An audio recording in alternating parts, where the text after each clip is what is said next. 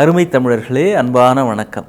நம்முடைய இந்திய நாட்டை பற்றி ஒரு அருமையான அழகான புள்ளி விவரம் சொல்லுகிறார்கள்.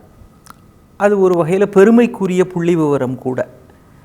என்ன புள்ளி விவரம் அப்படின்னா, உலகத்திலேயே அதிக இளைஞர்கள் இருக்கிற நாடு அப்படின்னா அது இந்தியா தான். அதிக மக்கள் தொகை இருக்கிற சைனா கூட இல்லை.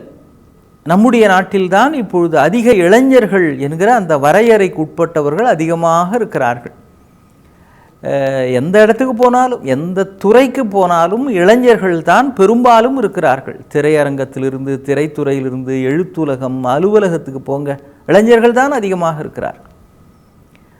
ஆனால் இந்த இளைஞர்களுடைய வெற்றி என்பது எதை வைத்து தீர்மானிக்கப்படுகிறது அப்படின்னா, உங்களுடைய நேரத்தை நீங்கள் எதற்கு ஒதுக்குகிறீர்கள் அப்படின்றத பொறுத்தது. நேரத்தை நாம் சரியாக ஒதுக்கவில்லை என்றால் நாம் ஒதுக்கப்படுவோம். அப்போ சில நுட்பங்களை நாம் தெரிந்து கொள்ள வேண்டியதாக இருக்கிறது. ஏன்னா மிஞ்சி மிஞ்சி போனால் நாம் எல்லோருமே வாழ்வது அப்படின்றது அதிகபட்சம் 85 ஆண்டுகள் அப்படின்னு வச்சுக்குவோம். அதிகபட்சம் இந்த 85 ஆண்டுகளில் பாதியை கழிச்சிடணும். ஏன்? இரவு நேரம் முழுக்க நாம் தூங்குகிறோம், பகலில் தான் விழிச்சிருக்கிறோம். எப்படியோ ஒரு 8 மணி நேரம், 9 மணி நேரம், 10 மணி நேரம் தூக்கம் அப்படின்றது நமக்கு வந்துடுது, என்ன தான் குறைவாக தூங்கினாலும். அப்போ இரவு பொழுதை விட்டுடலாம், மீதி பகல் பொழுது. அப்படின்னா என்ன அர்த்தம்? ஒரு 45 ஆண்டுகள். 45 ஆண்டுகளில் கூட நாம் அப்புறம் காலைல எந்திரிக்கிறது, பல்லு விளக்குறது, குளிக்கிறது, மற்ற வேலைகள்லாம் செய்கிறது அப்படின்றதுல ஒரு ஒரு ஒரு ஒரு 10-15 வருடம் போய்விடுகிறது. ஒரு நாளைக்கு எப்படியும் ஒரு 4-5 மணி நேரம் இதுக்கே செலவழிக்கிறோம்.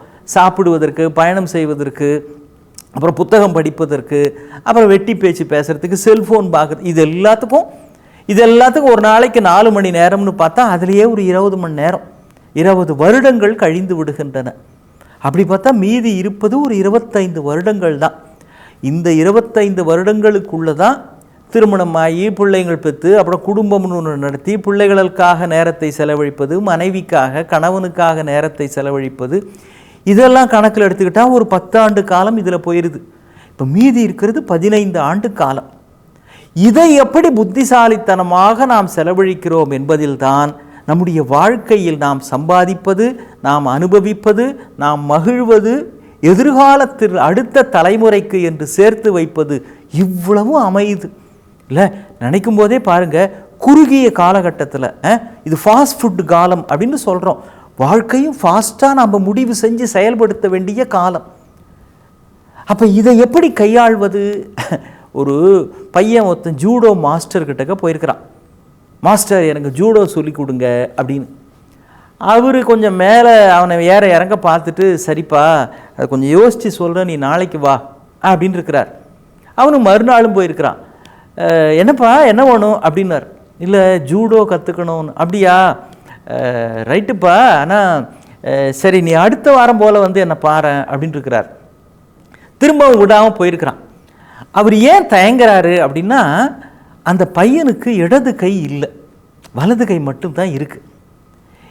ஜூடோக்கு 2 கையும் நல்லா வடி வேணும் இல்லை?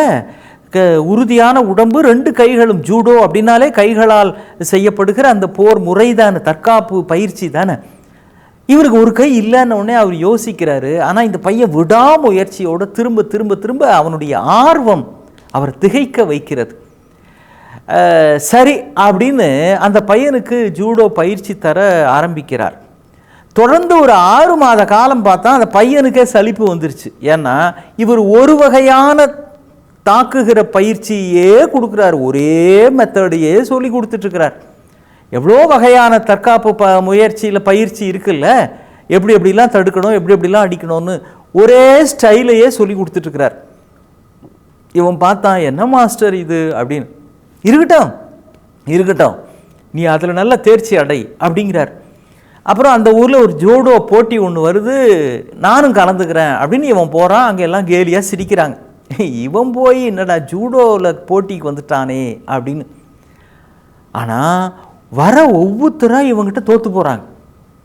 பெரிய பெரிய கொம்பாம்பாங்களே, அவங்களாமே தோற்று போகிறார்கள் அந்த போட்டியில். ஒன்றுமே எப்படின்னு ஒரே வியப்பாக இருக்குது.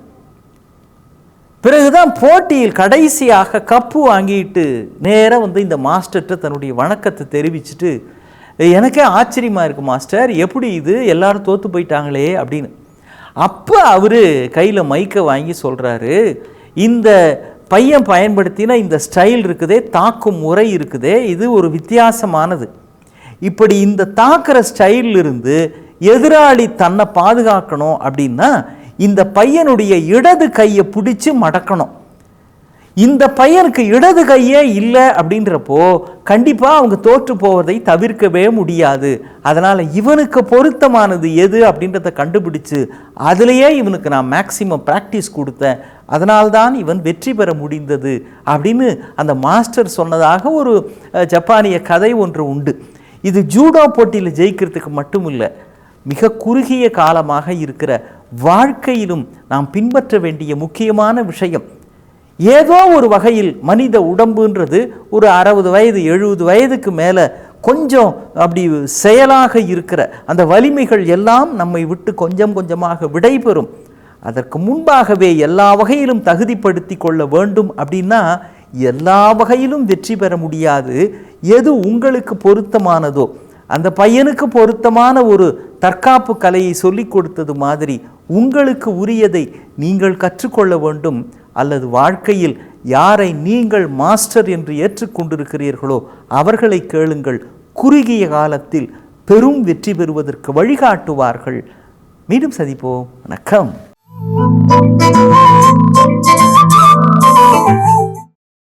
இன்னும் பல வீடியோக்களை காண சன் லைஃப் சேனலை சப்ஸ்கிரைப் பண்ணுங்க.